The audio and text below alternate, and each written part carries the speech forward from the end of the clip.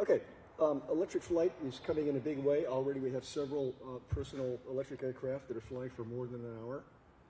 It's only a matter of time before the specific energy of batteries, whether they take the form of chemical, mechanical, nuclear, or nanotech, will be 10 times the density, energy density that we have today. It's just a matter of time. And these particular, what we're going to do in tonight's presentation is share some discoveries about the efficiency of electric flight.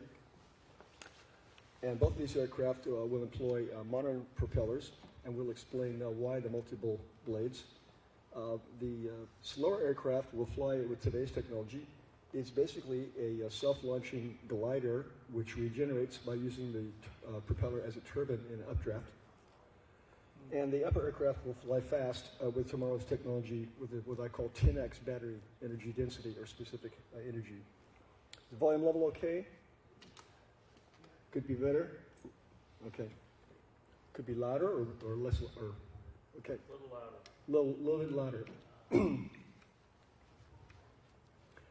Okay, the presentation contents.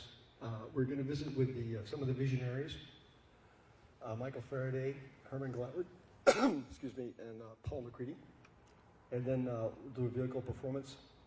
Now, the presentation tonight is admittedly going to be highly technical. So I've tried to sandwich the presentation with 2 short videos, one up front and one at the end, to help keep awake. Okay, so we're going to move right into the vehicle performance, and then we'll talk about just one example of free uplift updraft power from the atmosphere, and then we'll do the wind prop aerodynamics, combination of propeller and windmill all in one machine, just like a motor and generator. And then we have the motor generator fundamentals. So this presentation, as you will discover, is a multidisciplinary study. It's going to draw from aerodynamics, flight mechanics, electrical power, electronics, systems engineering, and computer graphics to conceptualize and analyze green, electric, efficient transportation. And it's particularly good here to present to an SAE audience because this offers us a good opportunity to cross-pollinate between groups. Now we throttle back for part power, and what I'm trying to do there is show you do not want to use pulse width modulation, do not want to chop the main current. Pulse width modulation is instead used to control a DC-DC converter, which we'll get into more detail. And finish up with another video of the 10x future fast all-electric aircraft. Okay, visionaries. Here we have Michael Faraday, who was one of the world's greatest scientists. With little formal training, he invented the world's first electric motor in 1821. And Albert Einstein had 3 photos on the wall of his office, and one of those photos or images was that of Michael Faraday. Here we have Hermann Glauert, the brilliant aerodynamicist of Britain in the 1930s. And he was the father of several major ideas, but he was a pioneer of propeller and helicopter aerodynamics. Thin airfoil integral solution he saw for the lift of any wing with arbitrary distribution of chord and twist. He's half inventor of the Parental Glauert transonic transformation. And he did a rigid lift soaring analysis, which we will show very shortly. And he's also the father, he's the father of the airborne wind turbine. So here we have Paul MacCready. And as you know, Paul MacCready brought us first human-powered aircraft, solar-powered aircraft, a flying pterodactyl model. And he brought us a paper, the regenerative electric soaring concept, around 1998. And he was a little bit nervous that it couldn't be feasible. But the idea there was to have a self-launching sailplane that would use the propeller as a turbine in updraft and to try to get more range and more flight time. In fact, under a special set of conditions, a Regen-electric aircraft can recharge in the wind. You set a safety perimeter around the aircraft on the field on a windy day. They can recharge in the wind on the ground, take off, regenerate flying in ridge lift or thermals, and come back and regenerate for a final descent and land on a full charge. So the holy grail there is a complete mission with absolutely zero fuel. And there's no solar power involved, although you could hook up solar power to it if you wanted to. But everything is completely powered by the wind, and under those conditions, you could have a complete flight without fuel. And that was the title of my first paper, 2006, SAE paper, which was the first attempt to show the of MacCready's concept. Okay, so in the spirit of sandwiching the presentation with two videos, we'll show a video now of, go straight to the point here, of an aircraft that realizes the vision of these three individuals. And I call this Coulomb Keeper because Coulomb Keeper is very frugal with its electric charge in spinning and backing up electric charge. Counter rotators, 10-blade rotors, pusher configuration, clean aerodynamics, ground handling, two propellers so that a single person can handle the airplane without any assistance from anyone else. And before I show the video, I want to show a kind of a top-level characteristic here. This is a sink rate versus airspeed of the aircraft. And if we start with a clean aircraft, no propellers, no pods or anything, it sinks at about 1 meters per second. Let's see if I can get this is my new pointer, which is a Logitech pointer from Staples. I'm still getting used to it. But anyway, about 1 meter per second is the sink rate if the airplane is clean. And as you might expect, if you put a regeneration package on there, airborne wind turbine, which is recharging the battery, the sink rate goes over here to about 2 meters per second. Okay.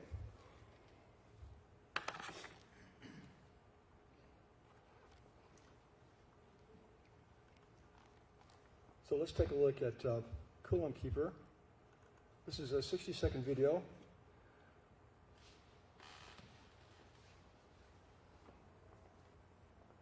The computer model, I built a computer model with mathematical equations in the Python editing window of Blender, which is a European computer graphics project, which is completely free and highly capable. And I turned over the mathematical model, if you will. I turned over the surfaces to Mario Marino, who's a computer graphic artist, and he animated the whole thing for me. So after $1,000, I've got a 60-second video. And here we go. We're taking off now, lifting off on the tail wheels, lifting off just a little bit. We're running on the nose wheel here. Finally, we get enough airspeed to lift off. And this is all electric. Pardon me, I'm recovering from a cold. Caught 3 days before this presentation. Still recovering.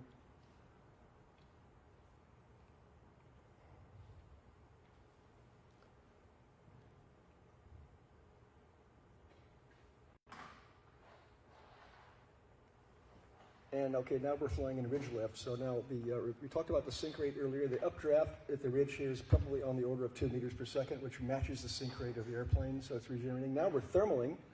It's ability to get 3 meters per second of an updraft and a thermal, and that exceeds the sink rate of the airplane, including regeneration. So this airplane right now is actually regenerating, putting energy back into the battery as it climbs. So it's gaining potential and stored energy and coming in for a landing.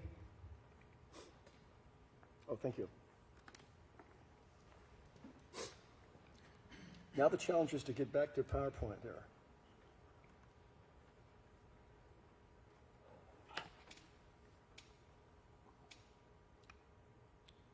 Okay, I'm not going to do the eye chart, but that's available for those of you who want to visit my website and download the entire presentation, all the details on the performance of this airplane, efficiencies, et cetera, et cetera, et cetera. Okay. Now, vehicle performance. Okay, so if you have an aircraft in steady-state flight, whether it's a wings level or whether it's in a spiraling climb or spiraling descent or wings level, whatever, it does not matter. You can get this formula for the rate of change of altitude to ZDT. And it turns out to be that's given by the product of a load factor, which would be typically close to 1, a drag-to-lift ratio, and the velocity is airspeed, and then a propulsion group, T over D, thrust-to-drag ratio -1. So if you have a glider, what's the thrust-to-drag ratio for a glider? No thrust. 0, right. So this group becomes -1, and the sink rate becomes a -1 times DNLV, okay? And that's the traditional formula for the sink rate for a glider. If we have a certain amount of thrust, we're going to be getting an increased climb rate. And if the thrust is negative because we're regenerating, right? When we're regenerating, the thrust will be negative, okay? And that's all included in here in this formula. Okay.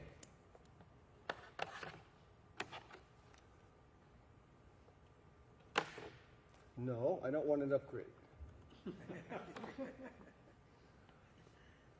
Okay, so this is the clean sink rate in still air is the blue box, and the installed propulsion term is the yellow box. Okay. Oops, let's see here. Okay. Okay, here's some typical numbers. The sink rate of the airplane on the clean sink rate would be -1 meters per second, regenerating 2 meters per second, sinking, climbing up at +3 meters per second, and descending at -3 meters per second. Okay, take a look at an example of a study that was done by Hermann Glauert for his classic textbook in 1926. He used the potential flow to solve for the streamlines and the velocities of the air from the wind flowing up and over this hill, a mathematical hill. And this is actually traced from his original graphic. And what he solved for was it started with an initial wind speed, undisturbed wind, way out here on the left, that if we're flying in this circle of this diameter, the updraft would be 30% of the undisturbed wind. And if we fly in this smaller circle here, that the updraft will be 50%, or up to 50% of the undisturbed wind. And so for this particular aircraft, we're going to be able to regenerate in an updraft. Here's some actual data, terrestrial data for wind speeds and versus probability density versus wind speed. And a very typical number, the highest probability density is sitting down here around 5 or 6 meters per second as the wind speed. So 1/3 of that would be 2 meters per second, which is a perfect match for our aircraft, which was regenerating, sinking and regenerating at 2 meters per second. And it has an updraft of 2 meters per second, so it's able to maintain constant altitude flying along the ridge. Some different mathematical models there. Okay, so here we have Orville Wright. This must have been an incredible thrill for him to be able to do this. He's flying at the Kitty Hawk, North Carolina, 1902, the 1902 glider, which happened to be, for those of you who are aerodynamicists, happened to be 5% unstable in pitch. Okay.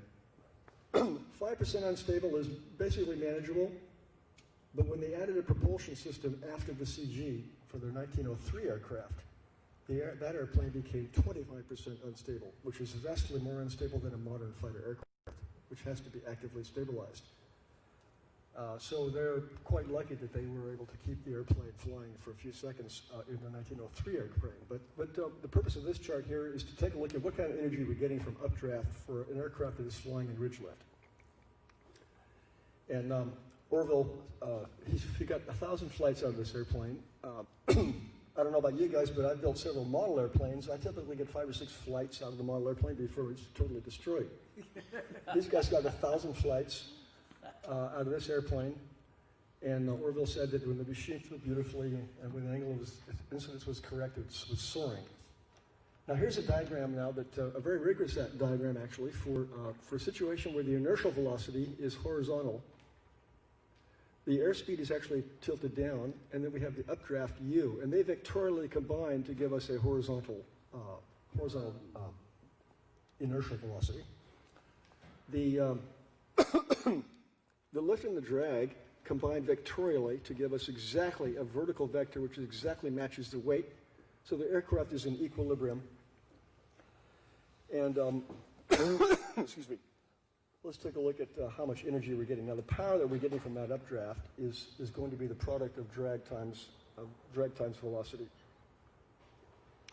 But if we do some manipulations here using a sort of a chain rule, we find out that that becomes, including all these angles, becomes the product of weight times updraft. So that's a very simple. Nature works in very simple ways, and that's a very fundamental formula, that the power that the updraft is providing is the product of weight times the updraft. And we will start, that's our starting point for the more complex analysis of a regen aircraft. Let's go ahead and do that now. So what we're now interested in here is, here's our regen in flying in ridge lift, or any other condition. And what we're interested in is the rate of change of total kinetic, potential, and stored energy. And that becomes a more complex analysis, but it has many similarities to what we've already shown. So here we have the ZT dot, which is the rate of change is meters per second, which is the rate of change of total kinetic, potential, and stored energy per unit weight. Remember that how that number was U for updraft. That was from the previous chart. So that's the starting point, is the updraft U, minus this sink group. This whole sink group here has all sorts of stuff in it. So there's our total climb, there's the updraft, and here is the clean sink rate in the NLV, okay? That's your glider, if you will, your glider sink rate. And then over here we have a propulsion term, the wind prop effect, and it has a thrust to drag ratio, and remember that the thrust is negative when we're regenerating. And epsilon is just the exchange ratio, which is nothing more than the system powertrain efficiency of the complete system in turbine mode, which is about 0.6, and it's 1 over the system efficiency in propeller mode. This is all outlined in more detail in my SAE paper. So there we have an updraft minus a total sink rate, which gives us whether we're gaining or losing energy in a total perspective. Okay, so here's some typical numbers for thrust to drag ratio. Climbing out, we might be 5, thrust to drag ratio 5. Cruising, of course, would be 1. Pinwheeling, minus 0.1. Okay, we'll talk about that in more detail, but basically a pinwheeling rotor, if it's designed in accordance to what I'm going to show in a second, has actually very, very little drag. And that's primarily because the blades, when the propeller is pinwheeling, is traveling almost perpendicular to the flight speed. Okay, so we might get our typical numbers might be 2.4 meters per second of updraft for ridge lift, and we might get 3.7 meters per second in a typical thermal over the western United States. And of course, we can do steep final descent. A lot of pilots like to come in and do a steep descent. Regenerating while you're doing that will steepen the angle as you come in. And as we said earlier, you can, if it's a windy day, you put a safety perimeter around the airplane and recharge the battery in the wind. Okay, wind prop, dual roll propeller, aerial wind turbine. And this is, of course, borrowing from Hermann Glauert. Okay, so here is a blade section at an angle beta from a rotation plane. We have the airspeed vector, and we have the rotational speed vector, and then a relative wind, W. And what you see happening here is that the relative wind is aligned with the blade in this particular special condition. This is called a pinwheeling condition. So the rotor is developing neither thrust nor drag. It's just spinning freely like a pinwheel in your garden. Okay. Now, if we take that rotor, and before I proceed any further, we have a special twist that can maintain this condition from hub to tip, and that twist has R tan beta equals a constant. So if R tan beta is a constant, this condition of zero angle attack persists all the way from hub to tip on the blade. Okay. So this is an important reference point, because what we're going to do now is we're going to increase the rotational speed, 15% or so. And so what happens now is that the airspeed vector stayed the same as before, but now the rotational speed is much higher. And so now I'm getting lift, and so I get propeller action. If I go back to the windmilling condition, back to the pinwheeling condition, and back off by reducing the speed 15% or so, the lift goes down here and becomes pointing in this direction, and I get drag and I get regenerative power going back into the aircraft. I get turbine operation. Okay, so what happens? What emerges from this analysis is that the old-fashioned advance ratio for propellers becomes not really convenient. What becomes more useful to us now is a new term called speed ratio, which is the ratio of speed divided by the pinwheeling speed, because we showed that the pinwheeling was an important reference point. So the ratio of rotational speed to the pinwheeling speed becomes a speed ratio. And let's take a look at the performance of the rotor. So here we have a comparison of 8-bladed and 8-bladed, oh, here we go. This is an 8-bladed wind prop. Yep. And we have all sorts of parameters on here. We have the induced velocities. This is a very sophisticated computer program that actually numerically integrates the effect of all the wakes of all the blades, and it's a lifting line analysis, and it matches the data quite well. That's a completely separate presentation, but it's been proven and validated for a wide range of propeller geometries. And this particular plot, for example, is the thrust loading as you go from head to tip. This is the Glauert section efficiency, and you can see that we're holding a pretty good efficiency over most of the blade.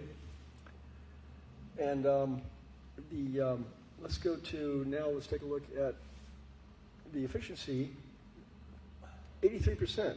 Okay, so this is operating as a propeller in cruise. All right, so now let's reduce the RPM and operate in regeneration, and watch what happens to these curves. Okay, as you would expect now, the thrust loading completely changed sign. Okay, it's now negative. The efficiency remained, the Glauert section efficiency remained pretty high. The induced velocities were flipped. Before we had the blue on top of the red, now the red's on top of the blue, so the induced velocity. So you can see that the calculation is doing what we expect to happen as everything changes sign between propeller operation and turbine operation. Okay. Question? Yes, go ahead. It's all a matter of just speed. There's no variable pitch in these props, right? Good, excellent question. Yes, this is all a fixed geometry propeller. Thank you. Okay. Yeah, we can add the delta beta effect when we're all done, but that's a completely new regime of calculations, and that's a different presentation almost. So this is a fixed geometry propeller with R tan beta equals constant as the so-called uniform pitch, the twist distribution for uniform pitch. Yeah, feel free to ask questions along the way, because I want to make sure you guys are still with me between now and the next movie. Okay, we're going to compare now 8-blade propeller spinning at low speed and having high pitch. Okay, so the 2-blade propeller is going to have a very small pitch, but the multi-blade propeller is going to have much higher pitch. Okay. Which is kind of the length of the pitch, the length of the helix. Okay. Is that to get the same kind of like blade area? No. The question is, what am I doing? What's holding the same? Yeah.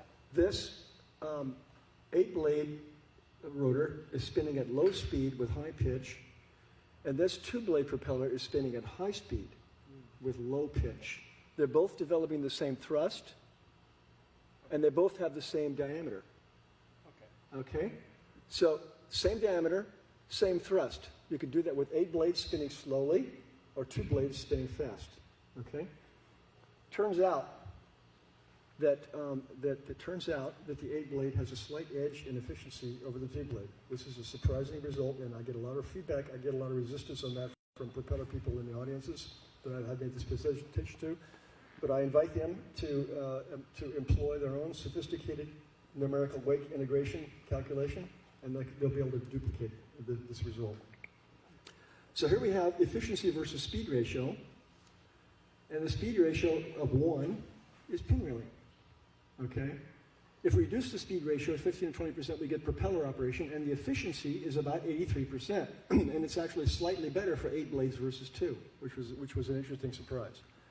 There's also tip Mach number effects going on here. The tip Mach number of the 2-blade is very, very high relative to the 8-blade. Okay, when the tip Mach number goes high, the drag becomes very high. Okay. All right. So that's the efficiency versus speed ratio of the propeller operation on the left and turbine operation over on the right. Okay, and the efficiency of the turbine is not subject to the BETS. How many people have heard of the BETS turbine efficiency limit for a ground-based wind turbine? Okay, well, that doesn't matter. A ground-based wind turbine is using a totally different definition of efficiency, okay? A ground-based wind turbine using the BETS definition Betz, B-E-T-Z, is one of Parental's proteges, is only about 63%. And that's based on the definition. That's how definition is applied. In this case, we're using Glauert's definition, Hermann Glauert's definition for the efficiency of the turbine, which is just simply the inverse of the propeller efficiency. Force times velocity over torque and rotational speed. Here we have torque, rotational speed divided by force and velocity. So just the inverse. Quick question, because I'm not an aerodynamicist, but I can remember reading way back when they talked in Second World War when everything was prop, and they talked about one of the driving things was to go to the multi-blade propellers because they were getting to effectively use the engine power that became available. The tips of a two-blade propeller would be going supersonic, so they wanted to stay away from that. So That's correct. blades, but their comment was they were less efficient. Is that not true, as it turns out? Yes, the tip Mach number will be, this is spinning faster, and so the tip Mach number will be definitely higher for the two-blade rotor. But all that's, the efficiency of the 8-blade was comparable to the 2-blade or slightly better. And I invite those of you who have a computer program that evaluates the rotor performance with this level of fidelity, or maybe you can run CFD if you like. But I'm confident that you'll get that result. Okay, so here we have, now we have a force coefficient versus speed ratio. As you might expect, when we're operating over here, we have a positive force. Over here at windmilling, the force is close to 0. In the regeneration, where force is negative. And notice how this very, very steep difference here. So what's happening is that we're getting high forces with propeller operation, but very low forces with turbine operation.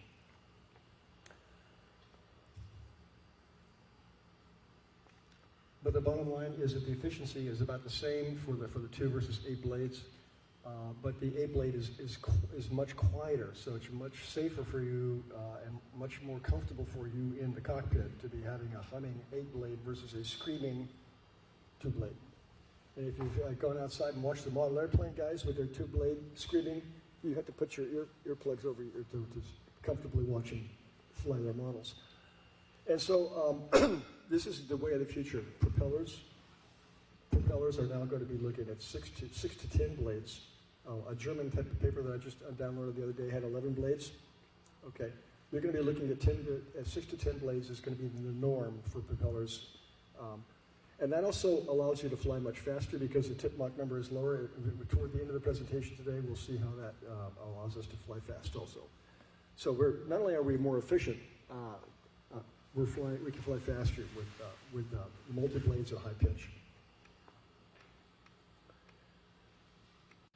Okay, now we're switching gears now to electrical engineering and the motor generator. Okay, here's our motor, and here's the same device as a generator. And the most important things that we want to get from this are to recognize that the machine is rotating, whether it's a motor or generator, doesn't matter, it's continuing to rotate in the same direction. So the omega vector is clockwise in this particular example, okay? The torque, of course, changes sign, okay? But the rotation vector stays the same. And both machines, whether motor or generator, are generating a voltage, which is called EMF, electromotive force, which is basically a voltage. Both of the machines generate a EMF, which is proportional to the rotational speed, and that's called EMF of the motor, EMF of the machine, excuse me, because it doesn't matter whether we're motor or generator, this is the same. So this is very nice dovetailing with our propeller because we're spinning in the same direction, whether we're propeller. So we don't have to change direction to regenerate. We keep spinning in the same direction. We just lower the RPM. Okay. So the fundamentals of a motor generator, and by the way, this whole analysis, everything that you see in this presentation is tied to permanent magnet, the ubiquitous permanent magnet motor generator, or at least motor generator that has a constant magnetic field strength B, and that's a characteristic. Constant field strength B is a characteristic of a permanent magnet motor. And the ubiquitous brushless DC motor that is dominating the aircraft and an electric vehicle, ground electric vehicle world. By the way, the Tesla does not use this type.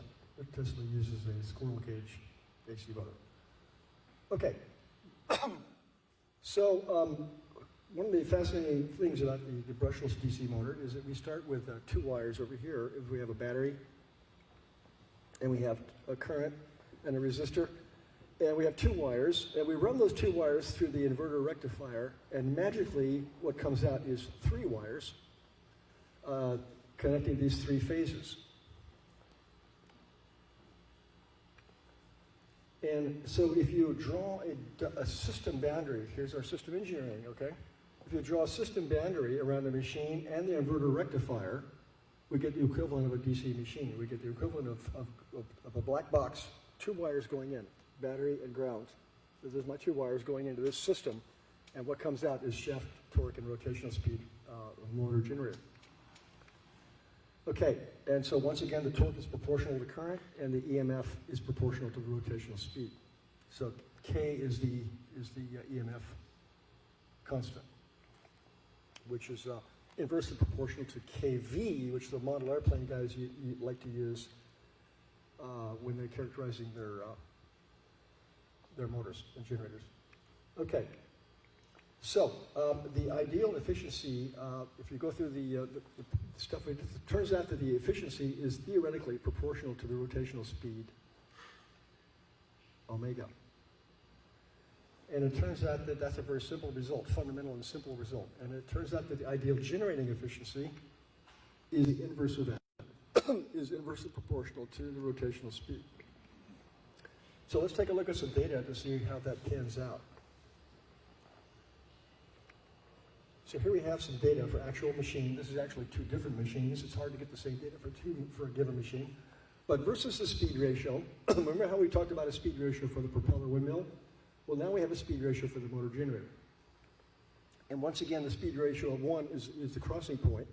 Operating below a speed ratio of 1 gives us motoring operation, propeller operation.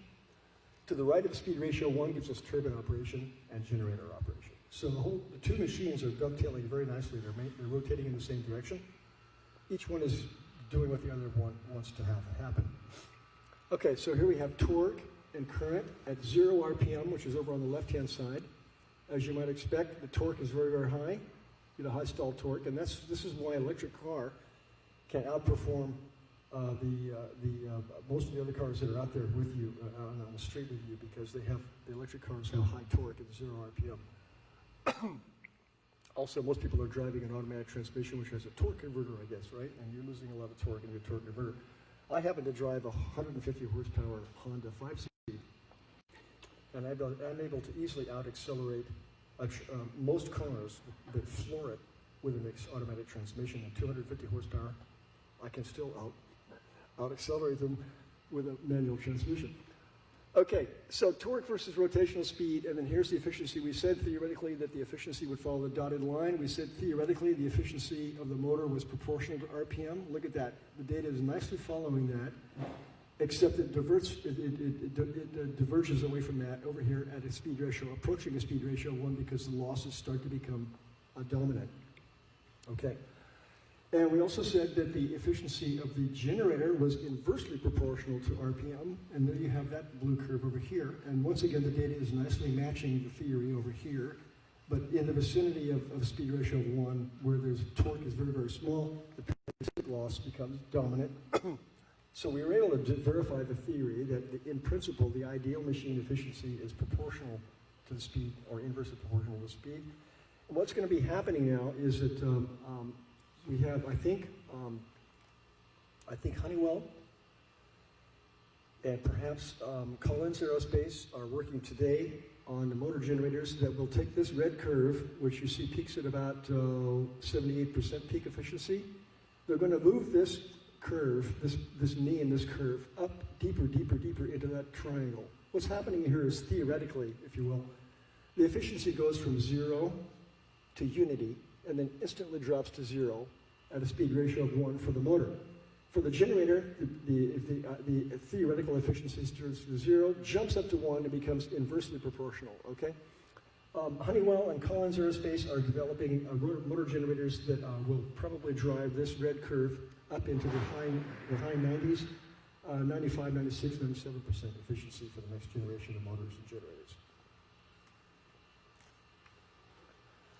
Okay. So here we have a circuit, a little bit technical now, but we have a circuit with as many motors as you would like. As you are aware that many electric aircraft are being laid out in the architecture of 2 or 8 or 10 motors. Okay, so no matter how many you have, this is still fundamental to that. And this is an eye chart, but what I want you to see to emerge from this eye chart is that we can non-dimensionalize these terms. So that just like for an airplane, you can have lift coefficient and drag coefficient and moment coefficient. For the motor generator, this is for the permanent magnet motor generator, we have a non-dimensional speed, a non-dimensional current, non-dimensional torque, and non-dimensional torque loss. So all those 4 non-dimensional, this is a 4-parameter model of the motor generator. And the 4th parameter, if you will, is the torque loss. And the user of this system has the option of using a fixed mechanical torque loss or a fixed non-dimensional torque loss, which is typically around 1% of the stall torque. Okay. Okay, and so this is the basis for the optimization that we're going to do very shortly. And so now let's take a look at how these parameters look. For an actual motor generator. So here we have an actual motor generator, and here's data for torque versus speed.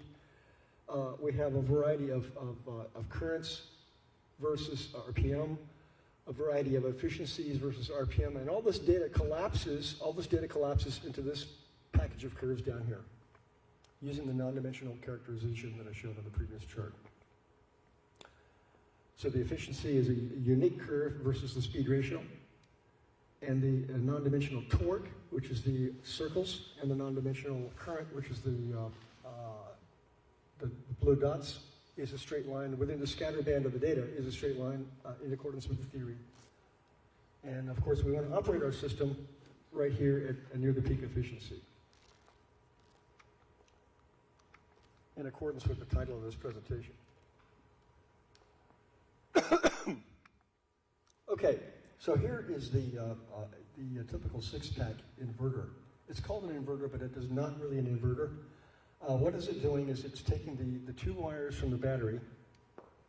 Over here we have 2 wires from the battery battery terminal and then ground, and it converts those over into, in effect, AC power for the 3 phases for the motor.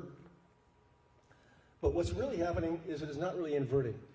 It is these are 6 transistors which are simply being turned, which are basically high-powered switches, okay? The transistor is either turned on or off. We have a typical transistor over here, right here. We have what's called a gate. Over at the gate, which is coming in from the side, a tiny amount of power, a tiny amount of voltage, or a tiny amount of current allows us to have open or close the flow of a huge amount of power through the main path, okay? And then there's a flyback diode, so that when the current is cut off, a flyback diode allows energy to be dissipated without generating incredible voltages. Okay, so these are light switches, and it's a package of 6, and they are active. They are turned on by the controller, which I do not show here, but those are turned on in diagonal pairs. Okay, and then the second phase here is connected to ground. An instant later, this yellow line will move to the right, if you will, and you can see that this yellow line will move to the left or to the right in time here, and activate the 2 closest phases to the position of the magnet. And so the inverter is an ingenious device that converts DC power to AC power, and it's using 6 high-powered transistors, which might be called IGBTs, insulated gate bipolar transistors. And I think we have some new technologies coming along which are more efficient and have less loss with a lower resistance. Gallium arsenide, if I'm not mistaken.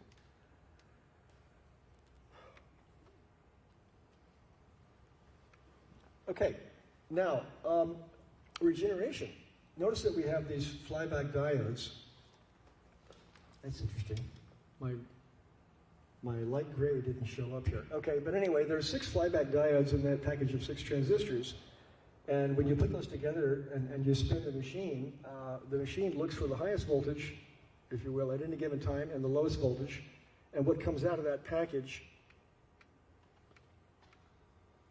that we have a current coming in, and what coming out, and what comes out here is that these three sine waves, if you will, red, green, and yellow, we take the peak of all of those, and we get this signal right here. So for free, we get, if you will, regeneration of very low ripple current, very low ripple, effectively a DC current, going back to the battery. Okay, so once you have paid for a motor and speed control for your electric aircraft, it costs you almost nothing to add the regenerative feature. And it's getting that regeneration by the arrangement of these 6 flyback diodes. Okay, so let's optimize the system for max power, and then later on we'll throttle back to part power. So for maximum power, we have this efficiency that we showed earlier versus speed ratio, and of course we want to operate near that peak point. And if you go through the analysis of the non-dimensional characterizations that I showed earlier, I'll spare you the arithmetic, but we can solve now. We can solve for an ideal current. We can solve for an ideal motor current, battery EMF, and EMF constant. And a motor or generator can be tailored to have whatever EMF constant you want. Basically, there's a new generation of motors coming along that will have high torque and low RPM. And that's done by adjusting the K, and that's done by adjusting the windings to give you a different K EMF constant.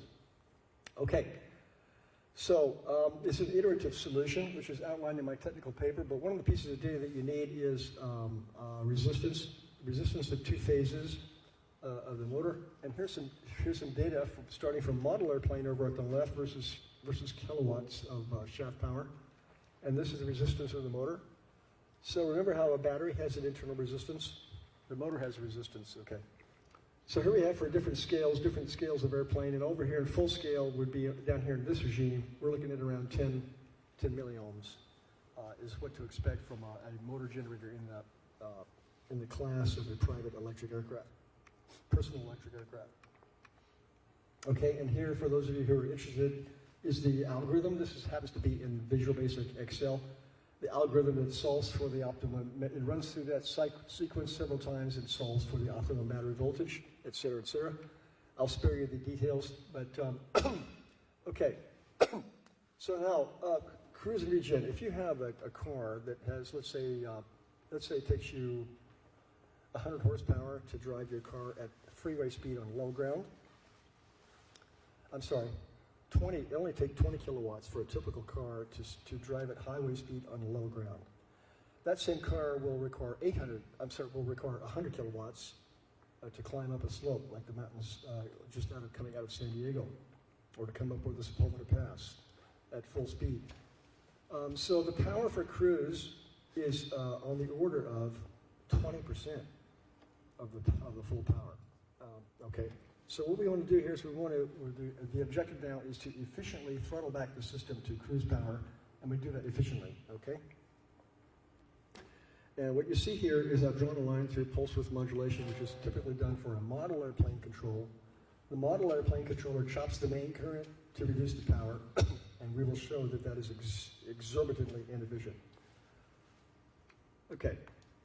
So here's our commutation that we talked about earlier, how we're going around the clock, activating the switches on and off as the motor goes around the clock. And then we have superimposed upon that is pulse width modulation in a typical model airplane control or model electric car control. You will not see this in a competitive full-scale electric car because it's so inefficient, and I'll show you why. So if we take a look at this close-up of 2 pulses of power, the idea here is to reduce the power to, for that particular scale of cartoon that I've drawn, that looks like we're reducing the power by about 70%. Okay.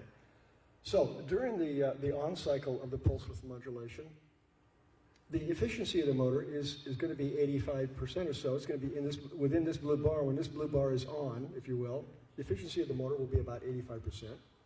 But what's going to happen when the motor is turned off? remember that we're continuing to spin at essentially RPM. The RPM is essentially constant, as this is extremely high frequency on, off, on, off. Okay? So during the off cycle, the motor generator continues to sustain bearing, windage, and magnetic losses while doing no useful work. Okay? So this period right here, we still got the windage, all those losses are still there, and no useful output. So the machine, the efficiency of the system, this is a system engineering, classic case of system engineering, because the speed control itself is 97% efficient. The motor is 85% efficient. Each one says, I'm very efficient. It's the other guy's fault, okay? It turns out that when we put the motor together with the inverter, and it turns out that each of those individual components is very efficient, but operating as a system, they are grossly inefficient. Let's take a look at some data.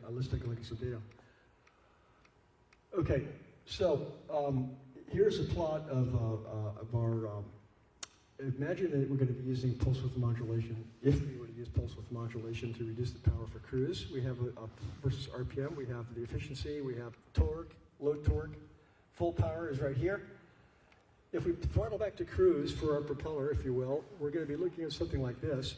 And the duty cycle, looks like the duty cycle there is going to be about 1/7. So, because this is the power that we'd get at full power, and if we applied pulse width modulation to reduce the power by 70 or 80%, we're way down here.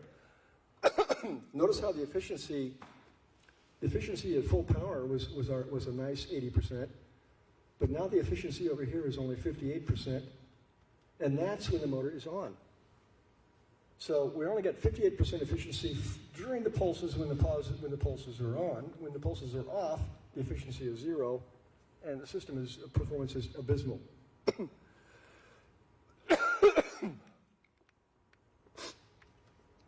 Okay, and this is actual data. Here's some actual data versus the duty cycle.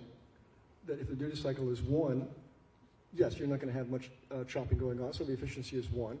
But as you throttle back to on the order of 20% of full power, look how the efficiency drops down to around 55%, okay? So we don't want to use pulse width modulation to reduce power. We want to use something different, and that's we're going to borrow from the Toyota Prius. Okay, this is a DC-DC converter. What it does is it steps up or steps down voltage. And it does it with pulse width modulation, which is the right role for pulse width modulation, is to control the gain of this device. So the voltage up versus the voltage in is set by the gain in the pulse width modulation duty cycle applied to this transistor. This is where pulse width modulation makes sense. You're using it to control the gain of the DC converter. The actual current is essentially constant. So there's actually, I'm pretty much almost on time here. The current is not chopped. The current is steady, but the voltage steps up or steps down. And remember that when you're regenerating, or when your Toyota Prius slows down, you're generating less and less and less voltage. You're going to be well below the battery. So what has to happen now is that as the RPM comes down for regeneration, whether it's propeller or whether it's a Toyota Prius coming and putting on the brakes, we're getting slower and slower and slower. We're generating less and less and less voltage. Okay, we have to be above the battery if we're going to recharge. So we have to step up that voltage. So that's what the DC converter does. The DC converter steps up the voltage that's generated by the motor higher to the battery, higher than the battery, so that we can force current back into the battery. And here's actual motor characteristics from the Toyota Prius versus power level in kilowatts. And this is the efficiency of the DC to DC converter, and it is in the high 90s, 97, 98%. And this is what essentially all of the electric cars today use, is a DC-DC converter to assist with regeneration when you're putting on the brakes. Okay, I think we're near the end here. I've been able to keep most of you awake, okay, in spite of the high technical, so I congratulate you. Okay, so there's a little bit more detail. Excuse me, a little bit more detail on the beta, which is the boost or buck of the DC converter, for those of you who want to take a closer look at that. And then here the method has been applied. And what I want to show you is that show you that this is the power for, okay, this is 3 different powers. This is full power, and then we have cruise and regeneration, okay? And then this is the power over here in kilowatts for sport electric size aircraft. And then here are the currents in these solutions. The iterative solution I talked about earlier came back with 234 volts as the optimum voltage. Don't be surprised for these high voltages. Toyota Prius, for example, 400, 500 volts under the hood. So you've got to know what you're doing when you open the hood of your electric car. And the electric aircraft industry is already talking about 1,000 volts for the next generation of electric architectures. Okay, and there we have our beta, which is the, if you will, the step down in voltage. So that remember, we optimize for full power, and then we applied a DC converter. We 55% reduction of voltage. By the way, if voltage steps down, if I go from left to right and the voltage steps down across this DC-DC converter, what has to happen to the current? If the voltage steps down, what has to happen to the current? Want to try that one? It has to step up. Thank you. You can't just magically create power. You have the same power going in has to be the same power going out. So the product of voltage and current going in is the same as the product of voltage and current going out, minus a tiny loss. Okay, so that makes the arithmetic. That makes the arithmetic of an electric circuit with a DC to DC converter. This beta stands for the boost or buck ratio of voltages. Makes the arithmetic very interesting and kind of challenging, and that's included in the previous chart. Okay, so I think as we get toward the end here, we're basically at the end, and we have a 10x future, which means 10 times today's battery-specific energy. And that's going to be to fly this aircraft, which has notionally been called Faraday First in honor of Michael Faraday. And it would be notionally the first all-electric aircraft to fly at Mach 0.7. Those pods, the inlets on those pods are tiny because they're not gas turbines. This is all-electric airplane. Those are simply cooling air holes to cool the motor generators and electronics. Okay, once again, I provided the model, built the model in Blender, and provided the model to Mario Marino, who animated for us. And this is a notionally an airplane that carries maybe 3 or 4 passengers and the pilot. And it has a very unique aerodynamic configuration. It uses variable winglet tow and a swept wing for flight control. The winglets are moved symmetrically for pitch, and they're moved differentially to roll. And the airplane has a canard, a ventral canard, to promote coordinated turns. So here we go, we're taking off. He did a great job animating the propellers.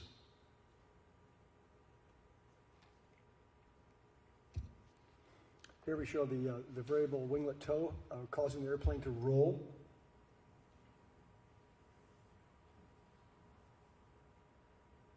The blades, I said, are remarkably low, 500 RPM. Here we go, we're flying Mach 0.7, so we're being overtaken, if you will, by a commercial airplane, which typically flies about Mach 0.8. And we're coming in for a landing, and we're regenerating, by the way, as we come in.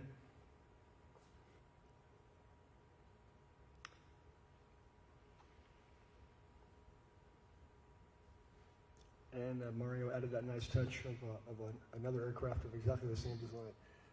Okay.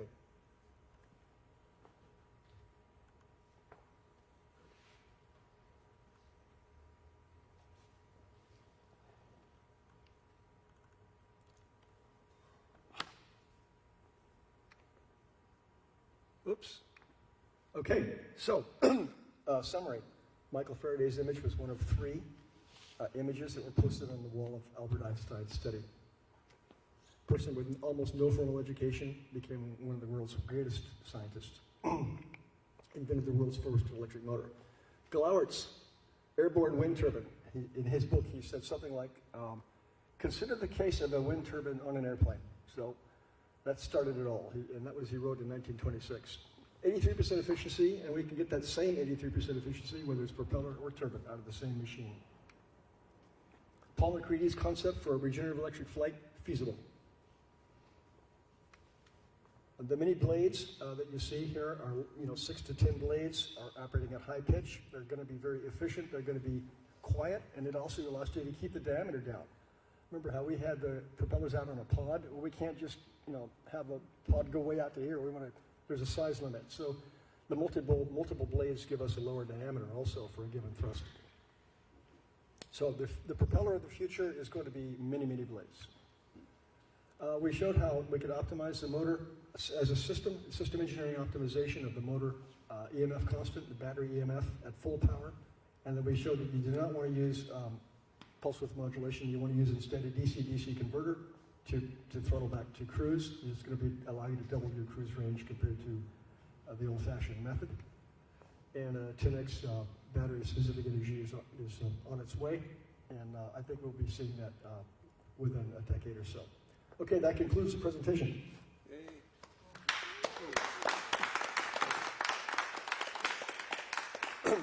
It's 8:02. I've kept you guys over by 2 minutes. So, we forgive you. You forgive me? Okay. All right. So, if you have any, why don't I just let you guys all go? Okay. You have a question? Okay. Yeah. Your images show the motor pods to be fairly large diameter. They look to be large diameter. Is that? That was just a quick and dirty. They could be much narrower than that. Okay. Yeah, you're right. That was a refinement that I just didn't have time to make.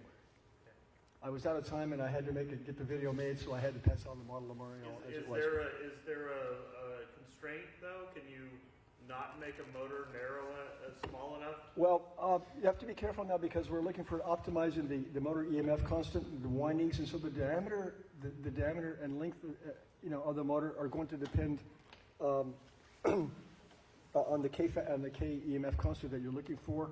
So I can't guarantee.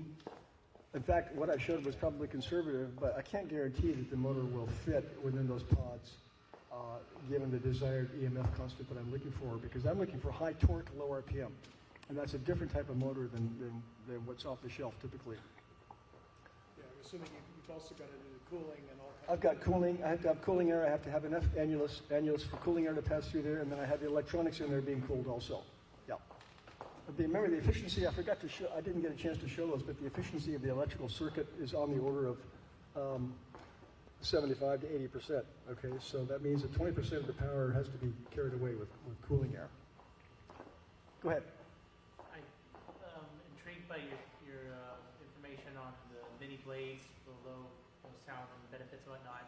Any speculation on why, like, Pipistrel and George Bryan and everyone is still using 2 to 3 blades on their electric aircraft?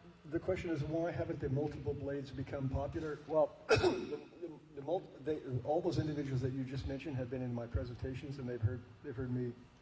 What's that? All of those individuals have been in my presentations, Yeah. and I presented to them at Sustainable Aviation Symposium, and they're fully aware of this. And if you look at the proof of the pudding is to look at the Airbus A400M transport. It flies Mach 0.7 on propeller power. Okay, that was completely impossible in World War II.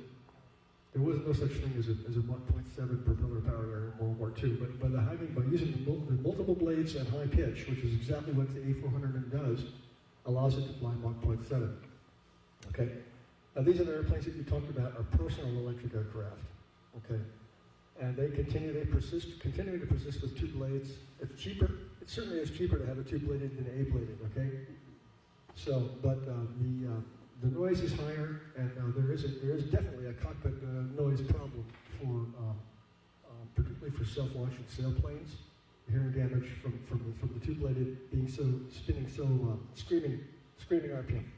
So the 6 to 8 blades is where we're going to be going, and they're just haven't caught up yet with a coming trend. Okay, one more question? Yeah. Well, go ahead, Dr. Mason. Yeah, is it feasible or practical, I guess I'd say, to use the propeller as a ram air turbine and recover power during letdown to charge the batteries? Or is that such a trivial amount that you don't worry about it? Well, basically the whole idea here is that the propeller is generously used as a turbine, as an airborne wind turbine. It's not going to be a ram air turbine. It's the propeller. The propeller is serving the role of a ram air turbine. Okay, it's regenerating, it's pumping energy back into the battery. so when the aircraft takes off, it's a propeller. When we get to a ridge, in ridge lift, or we get to a thermal, we're going to reduce the RPM about 40%, and this is going to become an airborne turbine. Okay, and it's going to pump energy back in the battery. When we're coming in for this final descent, we're going to operate the turbine again as an aerial turbine. So you can call it a ram air turbine if you want, but it's an aerial turbine. So, yeah. Okay, I'm going to let everybody go, and if you have anybody, one more question, then I'll let everybody go. Yeah. Just another consideration with your many-bladed propeller, since each individual blade is going to be of a smaller cross-section, obviously, than the two blades on a There's a higher aspect ratio. Yeah. Right. So therefore, with your lower RPM, though, I think you have an advantage. In other words, or a mitigating factor in that. Well, the performance of the 8-bladed versus the 2-bladed propeller has a tremendous number of factors that go into it. Okay, you have for the 8 blades, you have 8 wakes. Each helical wake induces velocities which penalize the performance of the rotor. Okay, but what's happening with the 2-blade is that the pitch is very low, and so the helix stay close to the propeller for several rotations. With the 8-bladed, each helix goes quickly downstream with one revolution. So we quickly get it out of there, okay?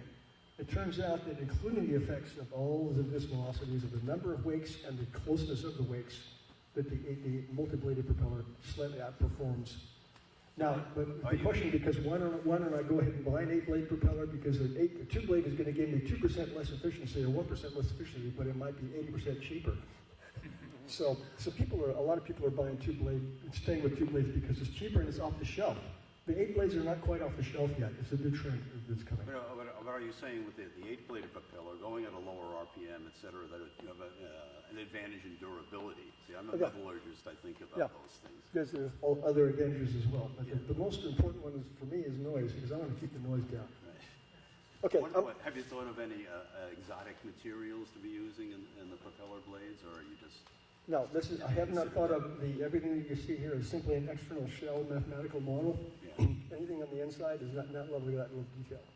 Okay. Okay, thanks everybody. And if you have any more questions, you can contact me right after the presentation, or you can visit my website, which is howfliesthealbatross.com. And at that website, which is everything is free, the charter of my website is to delay the extinction of the wandering albatross, and it shows how an albatross flies perpetually without flapping its wings by using dynamic-soaring. There's also a presentation on the German jets of World War II, an aerodynamic study, and there's also a presentation on aerodynamics of birds, ground effect, formation, flight, and stuff like that. Okay, thanks a lot. Thank you.